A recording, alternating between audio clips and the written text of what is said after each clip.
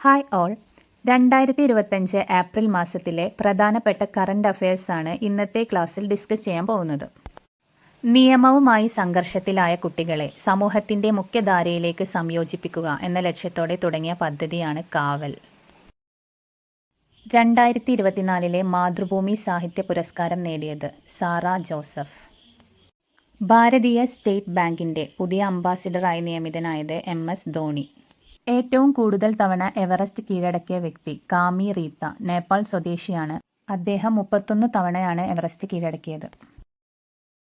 താരങ്ങളും ഛായാഗ്രാഹകനും സംഗീത സംവിധായകനുമില്ലാതെ പൂർണ്ണമായും AI ഉപയോഗിച്ച് നിർമ്മിച്ച ലോകത്തിലെ ആദ്യത്തെ സിനിമ ലവ് യു കന്നഡ സിനിമയാണ്. സാമൂഹ്യ പരിഷ്കർത്താക്കളായ ജ്യോതിറാവു ഫുലെയുടെയും പങ്കാളി സാവിത്രിബായ് ഫുലെയുടെയും ജീവിതം പ്രമേയമാക്കിയ ഹിന്ദി സിനിമയാണ് ഫുലെ. ലോകത്തിൽ ഏറ്റവും അധികം ഡൗൺലോഡ് ചെയ്യുന്ന ആപ്പായി മാറിയത് ChatGPT.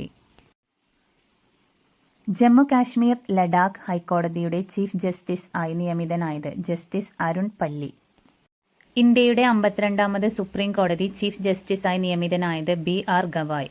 ചീഫ് ജസ്റ്റിസ് ആവുന്ന രണ്ടാമത്തെ ദളിത് വിഭാഗത്തിൽപ്പെടുന്ന വ്യക്തിയാണ് ഇദ്ദേഹം. ആദ്യ വ്യക്തി KG ബാലകൃഷ്ണനായിരുന്നു. ലോറസ് പുരസ്കാരം കായിക ഓസ്കാർ എന്നറിയപ്പെടുന്നു. ലോറസ് പുരസ്കാരം 2025 ജേതാക്കൾ മികച്ച പുരുഷ കായിക താരം അർമാൻഡ് ഡുപ്ലാന്റിഷ്. സ്വീഡിഷ് താരമാണ് ഇദ്ദേഹം. പോൾ വോൾട്ടറാണ്. മികച്ച വനിതാ കായിക താരം സിമോൺ ബൈൽസ് ആണ്. ബൈൽസ് അമേരിക്കൻ ജിംനാസ്റ്റിക്സ് ആണ്. പഹൽഗാം ഭീകരാക്രമണത്തെ തുടർന്ന് ഇന്ത്യയിൽ നിരോധിച്ച പാക് സർക്കാരിന്റെ സമൂഹമാധ്യമ അക്കൗണ്ടാണ് X.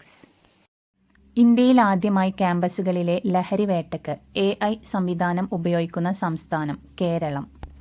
2025 ഏപ്രിലിൽ അന്തരിച്ച മുൻ ISRO chairman doctor Kasturi Rangan. ISROയുടെ 5ാമത്തെ ചെയർമാനായിരുന്നു. ദേശീയ വിദ്യാഭ്യാസ നയ സമിതി അധ്യക്ഷനായിരുന്നു. പത്മവിഭൂഷണും പത്മശ്രീയും പത്മഭൂഷണും അദ്ദേഹത്തിന് ലഭിച്ചിട്ടുണ്ട്. മലയാള സിനിമാ നടൻ സത്യന്റെ ജീവിതം ആസ്പദമാക്കി രാജീവ് ശിവശങ്കർ രചിച്ച നോവലാണ് സത്യം.